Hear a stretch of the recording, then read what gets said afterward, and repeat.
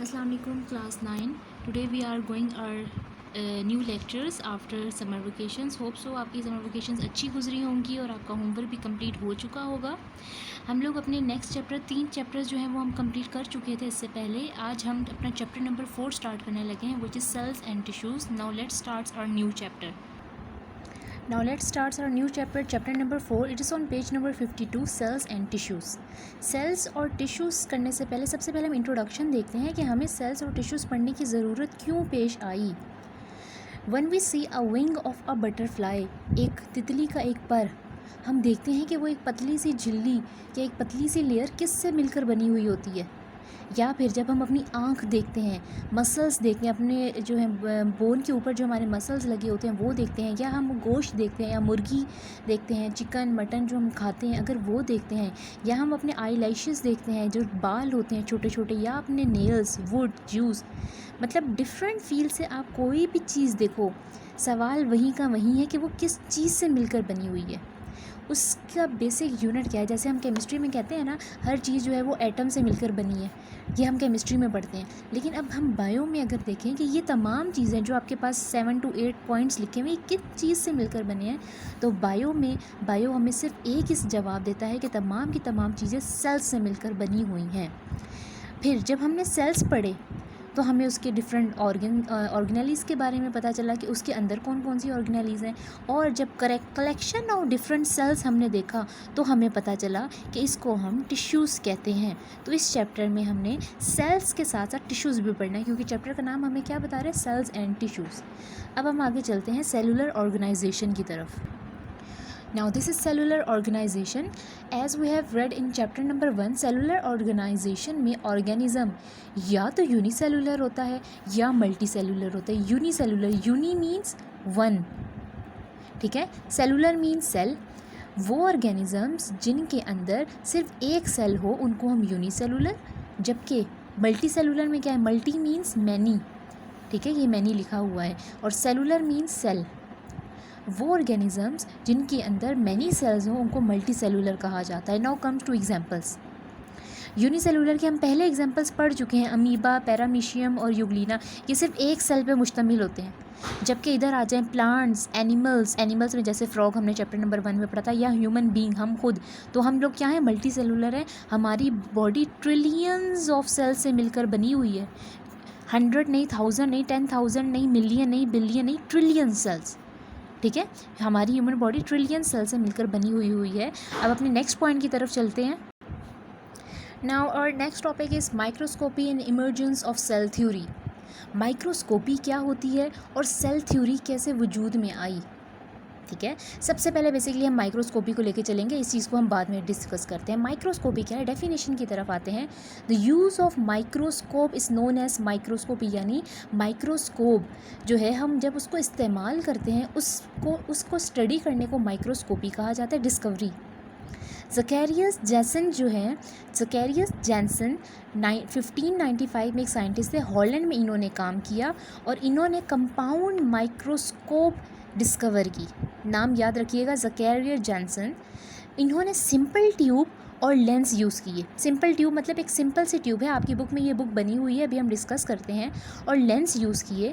Basically ज़कैरियस Jansen ने जो magnification use की कि उनका जो कोई भी तस्वीर है या कोई भी चीज़ है जिनको वो ऑब्ज़र्व करें, वो 3 गुना से लेकर 9 गुना तक आपको बड़ा करके कोई भी चीज़ दिखा सकती है। 3x to 9x, x means times. जैसे अगर मैं कहूँ ना 2 टाइम्स है तो हम एक चीज़ को 2 गुना बड़ा कर लेते हैं। 3x मीन्स 3 टाइम्स, 3 गुना बड़ा कर देगा। 9x mean 9 times. वो आपकी चीज़ को, ये लेंस जो है ये आपकी चीज़ को 9 टाइम्स मैग्नीफाई कर देंगे, बड़ा कर देंगे, एनलार्ज कर देंगे, ठीक है। अब इसकी मैं आपको बुक में जो है वो दिखाती हूँ कि सबसे सिंपल माइक्रोस्कोप कौन सी थी। Now see this is the simplest microscope. This is your page number 53. आपकी सिंपलेस्ट माइक्रोस्कोप है from earlier to the latest. ये सबसे पुरानी और ये लेटेस्ट हमारे पास माइक्रोस्कोप है। अर्लीस्ट में देखें क्या है, सिंपल सी एक ट्यूब है और यहाँ पर लेंस यूज़ किए गए हैं। जितना अच्छा लेंस होगा हमारी माइक्रोस्कोप उतनी ही अच्छी होगी। अब ज़रूरी नहीं है ये ज़कैरियस जैनसन ने जो है वो डिस्कवर की हो सकता है ये थोड़ी सी ज़्यादा उससे एडवांस हो, ठीक है, लेकिन स्ट्रक्चर बेसिकली यही था। अब आगे चलते हैं इम्पोर्टेंट टर्म्स की तरफ जो माइक्रोस्कोप में यूज़ होती हैं। Now comes to the magnification. अभी मैंने यहाँ पे मैग्नीफिकेशन का वर्ड यूज़ किया था, अब मैं बताऊँगी मैग्नीफिकेशन होती क्या है। लेट्स सपोज मेरे पास एक ये सेल है, ठीक है, मैं चाहती हूँ कि मैं ये सेल बड़ा करके देखूँ, एनलार्ज करके देखूँ। मैंने इसको 2x मैग्नीफिकेशन पे देखा। 2x मतलब मैंने इस सेल को 2 गुना बड़ा किया, तो इसका साइज़ इतना बड़ा मुझे नज़र आया माइक्रोस्कोप के नीचे। लेकिन अभी भी मुझे इसके अंदर कुछ नज़र नहीं आया। मैंने कहा और बड़ा करके देखती हूँ, फिर मैंने इसका लेंस बढ़ा दिया, अच्छा लेंस यूज़ किया और बेहतर और एडवांस लेंस यूज़ किया। अब मैंने इसका 2 गुना से लेकर 5 टाइम्स मतलब 5 टाइम्स मैग्नीफिकेशन कर दी, सेल और बड़ा हो गया।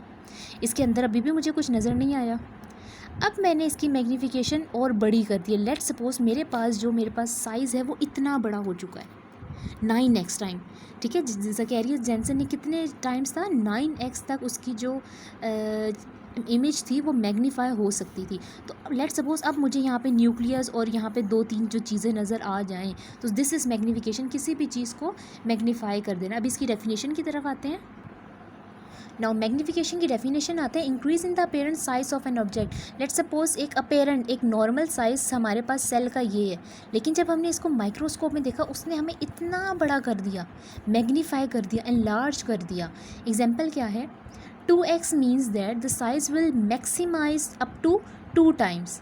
मैक्सिमाइज ये लिखा हुआ है, ये सेल 1x था मतलब 1 गुना था, इसको मैंने यहाँ पे 2x 2 गुना बड़ा करके देखा तो इतना बड़ा हो गया।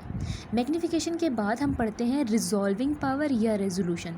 ये दोनों टर्म्स हम माइक्रोस्कोप में यूज़ करते हैं। कोई पूछे आपसे माइक्रोस्कोप में, भाई आपके माइक्रोस्कोप की मैग्नीफिकेशन क्या है, आप कहोगे जी 9x है, किसी की हो सकता है 15x हो, किसी की हो सकता है 1000x हो, डिपेंड करता है। फिर आपसे पूछा जाएगा रेजोल्यूशन क्या है, तो रेजोल्यूशन क्या है, क्लैरिटी ऑफ इमेज, कि आपका इमेज कितना, ये वाला इमेज कितना आपको क्लियर नज़र आ रहा है, इसके अंदर जो चीज़ें हैं वो आपको ब्लर नज़र आ रही हैं या फिर आपको साफ़ सुथरी नज़र आ रही हैं, ठीक है। दूसरी डेफिनेशन क्या हो सकती है, minimum distance at which 2 objects can be seen as separate objects. अब ये समझने की ज़रूरत है, मिनिमम डिस्टेंस सबसे छोटा डिस्टेंस एट विच जहाँ पर 2 चीज़ें आपको अलग नज़र आएँ। फॉर एग्ज़ाम्पल अब आप ये गौर से देखें, मैंने आपकी ये लाइंस बनाई हैं, ये 2 लाइंस बनाई गई हैं, ठीक है। अब इन 2 लाइंस के दरमियान खाली जगह मौजूद है। ये खाली जगह इसलिए मौजूद हमें नज़र आ रही है, ये वाइट कलर की, ये वाली, ये बीच में जो वाइट कलर की है, क्योंकि हमारी आई की जो रेजोल्यूशन है वो अल्लाह ताला ने बहुत अच्छी रखी है, इसीलिए हम इन 2 लाइनों के दरमियान डिफरेंस कर सकते हैं, ठीक है। तो बेसिकली ये क्या है कि हमारी आँख की रेजोल्यूशन है। इसी तरह अगर आप ये माइक्रोस्कोप के नीचे देखेंगे तो आपको इतना बड़ा, इस जगह पे आपको एक ब्लू लाइन, इस जगह पे आपको दूसरी ब्लू लाइन और बीच में इतना बड़ा डिस्टेंस नज़र आएगा वाइट कलर का। तो ये क्या है, ये हमारे माइक्रोस्कोप हमारी जो लाइन्स हैं या कोई चीज़ें हैं उनके बीच में डिस्टेंस बताती है, उसको हम रेजोल्यूशन कहते हैं। आई थिंक आपको ये क्लियर हो गया होगा। एग्जाम्पल अगर आप देना चाहो, the resolution of light microscope is 0.2 micrometre. Light microscope में आपको जो है वो डिटेल में एक्सप्लेन करूँगी कि होती क्या है। लाइट माइक्रोस्कोप, अगर 2 बारीक सी ये 2 लाइंस लगी हुई हैं ना, अगर हमारी आँख इसको डिस्टिंग्विश नहीं कर सकती, लेकिन लाइट माइक्रोस्कोप आपको बता देगी कि इन दोनों में कितना डिफरेंस है या इन दोनों में कितना डिस्टेंस है। अब आते हैं रेजोल्यूशन ऑफ ह्यूमन आई, यानी हमारी आँख कितनी दूर तक देख सकती है। तो हमारी आँख 0.1 मिलीमीटर तक, ठीक है। अब आपके पास जब स्केल होता है तो वहाँ पे 0, उसके बाद 1 2, ये इस तरह करके ना आपके पास स्केल बना होता है, यहाँ पे 1 लिखा होता है। तो इन 2 लाइंस के दरमियान, जो मैंने डॉट्स डाल दिए हैं, इन 2 लाइंस के दरमियान जो फासला है वो 1 मिलीमीटर का है, 1 मिलीमीटर का। हमारी आँख इस 1 मिलीमीटर से भी छोटा 0.1 मिलीमीटर तक हमारे जो है किसी भी 2 लाइंस के दरमियान डिफरेंस या डिस्टेंस बता सकती है। 2 points that are up to 0.1 millimetre apart, जो 0.1 मिलीमीटर दूर हो, इसको हम आराम से डिस्टिंग्विश कर सकते हैं। एग्जांपल्स आपके सामने हैं, 3 एग्जांपल्स आपके सामने हैं। 0.05 मिलीमीटर, 0.007 मिलीमीटर और 0.5 मिलीमीटर। अब आप लोगों ने ये गेस करना है कि ह्यूमन रेजोल्यूशन आई कि हम लोग ये वाले फॉर एग्जांपल ये दो ऑब्जेक्ट्स हैं वो 0.005 मतलब एक दूसरे के साथ ही पड़े हुए हैं या रखे हुए हैं, तो हम लोग इसको डिस्टिंग्विश कर सकते हैं। ये 0.005 0.1 से छोटा है ना, इसका मतलब हम इसको डिस्टिंग्विश नहीं कर सकते, हमें पता ही नहीं चलेगा, हम उसको समझेंगे ये एक ही डॉट है, हालांकि इसके अंदर 2 डॉट्स होंगे। अब इस पे आ जाते हैं। 0.1 से ये छोटा है कि बड़ा है, हम क्योंकि हमारी आंख सिर्फ 0.1 देख सकती है। 0.007 ये जो है ये तो बहुत छोटा हो गया है, ये तो इससे भी छोटा हो गया। इसका मतलब है हमारी आंख इनके अंदर भी डिफरेंस नहीं बता सकती कि एक डॉट है या 2 डॉट है या एक लाइन है या 2 लाइन्स हैं। जबकि 0.1 से 0.5 ज़्यादा है, इसका मतलब है 0.1 सबसे छोटी वो वैल्यू है जो हमारी आंख देख सकती है, इससे छोटा नहीं देख सकती ना। 0.5 तो बड़ा है, इसका मतलब है हम ये देख सकते हैं। ठीक है, ये बेसिकली मैंने आपको एग्जांपल्स दिए जिससे आप रेजोल्यूशन जो है वो याद कर सकें, आपको समझ सकें। लेंस, अब आपके पास एक अगर अच्छा लेंस होगा, आपकी माइक्रोस्कोप की रेजोल्यूशन बहुत अच्छी होगी, कोई आपको ब्लरनेस नज़र नहीं आएगी, और मैग्नीफिकेशन वो आपको बहुत बड़ा बड़ा करके आपको इमेज दिखाएगा। जबकि अगर आपके पास एक अच्छा लेंस नहीं है तो आपकी रेजोल्यूशन भी लो होगी और आपकी मैग्नीफिकेशन भी लो होगी। यहाँ तक हमारा हो गया टॉपिक ख़त्म। और यहाँ पे आप लोगों को हाईलाइट और मार्क वैसे तो करवा दिया गया है, लेकिन आपकी हेल्प के लिए मैं दोबारा से आपको हाईलाइट करके और हेडिंग्स बनाकर आपको जो है वो पिक्चर सेंड करूँगी ताकि आप याद कर सकें आसानी से, और अगर किसी ने नहीं किया हुआ तो उसको भी मुश्किल ना हो। एक सैम्पल के तौर पे आपको आपके सामने इसी वीडियो में दिखा रही हूँ ताकि आपको पढ़ते हुए मुश्किल ना हो। ये बुक इस वक्त आपके सामने है, ये देखें, ये आपके ये टेबल जो है साइड टेबल्स हैं, ये हाईलाइट किए गए हैं जहाँ पे डेफिनेशंस बनी हुई है, माइक्रोस्कोपी, डिस्कवरी, ये आपके निशान भी लगे हुए हैं कि डिस्कवरी कहाँ से कहाँ तक है। ये जो टेबल की लाइन के ऊपर बॉक्स बना होता है, दिस विल शो कि यहाँ पे एक हेडिंग है, माइक्रोस्कोपी की डेफिनेशन है, ये मैग्नीफिकेशन की definition, resolving power, resolution of human I.